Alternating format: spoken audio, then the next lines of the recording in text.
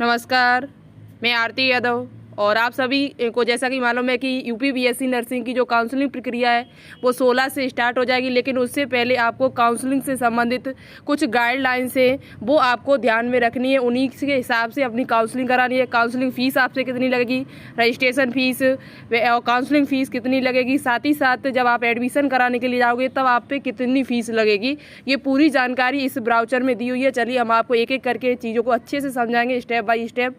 Video को पूरा ज़रूर देखिएगा। तो सबसे पहले आपको क्या करना है, इस ब्राउचर को डाउनलोड करना है।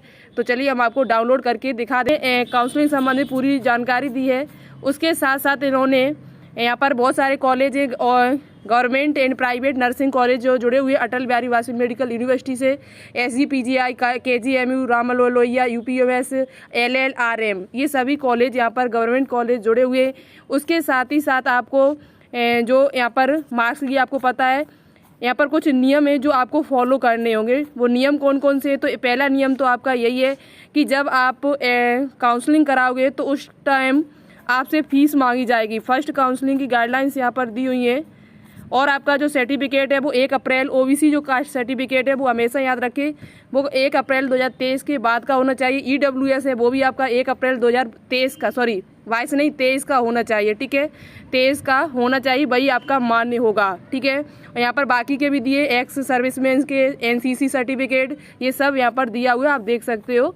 ठीक है, अब यहाँ पर देखो राउंड वन के लिए आपको क्या करना है। तो राउंड 1 के लिए all the candidates who have been listed as qualified, जो स्टूडेंट क्वालिफाइड है, इसमें जो स्टूडेंट जिनके क्वालिफाइड लिख के आए, नॉट क्वालिफाइड, जो नॉट क्वालिफाइड नहीं है काउंसलिंग कराने के लिए, वो अच्छे काउंसलिंग ना कराइएगा क्योंकि आप क्वालिफाई नहीं हो। जैसा उसमें परसेंटाइल दी हुई थी, आपको परसेंटाइल हमने बताई थी, जिनके 50 परसेंटाइल है जनरल वालों के और जिनके 45 है, 40 परसेंटाइल है, वही बच्चे इस फॉर्म को अप्लाई कर सकते, वो काउंसलिंग करा सकते हैं। शेष जो नॉट क्वालिफाइड है वो स्टूडेंट इसका रजिस्ट्रेशन नहीं करा सकते हैं। तो ये पहली बात ये आपको याद रखनी है। साथ ही साथ आपको रजिस्ट्रेशन प्रोसेस, जब आप रजिस्ट्रेशन कराओगे तो आपको कुछ नहीं करना। उसमें रजिस्ट्रेशन के लिए आपको अपनी रजिस्ट्रेशन ID पता होनी चाहिए, साथ ही साथ अपनी DO भी पता होनी चाहिए। और during registration all primary information like candidate name, father name, mother's name, date of birth, category, sub category, address, bill, ये सब आपको उसमें भरनी पड़ेंगी। जब आप रजिस्ट्रेशन वहाँ पर करोगे वहाँ ऑप्शन दिया होगा। ठीक है, जैसे ही होगा हम आपको बता देंगे। उसके बाद यहाँ पर कुछ डॉक्यूमेंट्स आपको अपलोड करने पड़ेंगे। फिर उसके बाद जो आपसे फ़ीस मांगी जाएगी वो फ़ीस आपसे 500 रुपये, काउंसलिंग रजिस्ट्रेशन फ़ीस आपको 500 रुपये देनी होगी, जो आपकी नॉन रिफंडेबल है। ये 500 रुपये आपके वापस नहीं किए जाएंगे। उसके बाद आपको 5000 रुपये सिक्योरिटी फ़ीस जमा करनी पड़ेगी काउंसलिंग के टाइम। यदि आपको सीट अलाउड होती है तो ये 5000 रुपये आपके नहीं वापस होंगे, और नहीं होती सीट अलाउड नहीं होती है तो ये 500 रुपये आपके बैंक में वापस कर दिए जाएंगे, कोई दिक्कत नहीं है। तो ये 5000 रुपये आपको कहीं नहीं, 500 ये और 5000 ये, 5500 रुपये आपको काउंसलिंग के टाइम देने पड़ेंगे।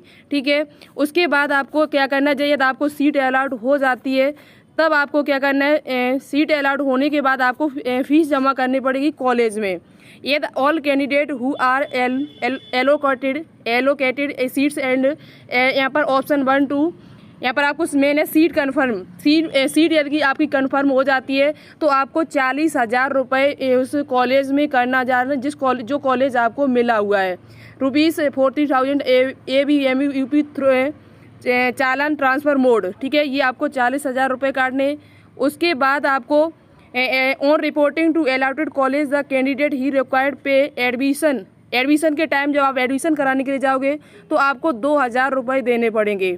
40,000 ये पहले जमा हो जाएंगे, फिर 2,000 रुपये आपको एडमिशन के टाइम देने पड़ेंगे। इस प्रकार से 42,000 रुपये ये, और सभी डॉक्यूमेंट्स आपको लेके जाने हैं। जो डॉक्यूमेंट्स यहाँ पर दिए हुए हैं, list of self attached 1 set photography documents या सर्टिफिकेट जो आपको दे, सीट अलॉटमेंट लेटर ले जाना है।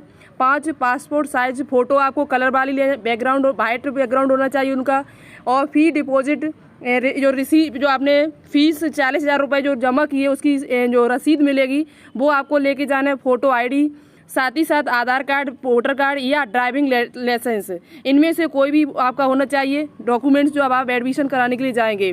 साथ ही साथ verification sheet uploaded at the time of filling the application, जो आपका एप्लीकेशन फॉर्म जो है वो आपको लेके जाना है। और उसके साथ साथ आपको 12th क्लास की मार्कशीट आपको लेके जानी है। साथ ही साथ उसके 10th क्लास की मार्कशीट आपको ले जानी है। उसके बाद आपको एक डॉक्यूमेंट्स यहाँ पर लेके जाना है 12th क्लास का माइग्रेशन या ट्रांसफ़र सर्टिफिकेट, यानी टीसी, अपनी 12th क्लास की टीसी आपको लेके जानी है। मिडिल फिटनेस सर्टिफिकेट लेके जाना है। Medical fitness certificate, medical fitness certificate जो है वो अधिकांश कॉलेजों में मांगा जाता है, तो ये आप अपना बनवा लीजिएगा, मेडिकल फिटनेस सर्टिफिकेट।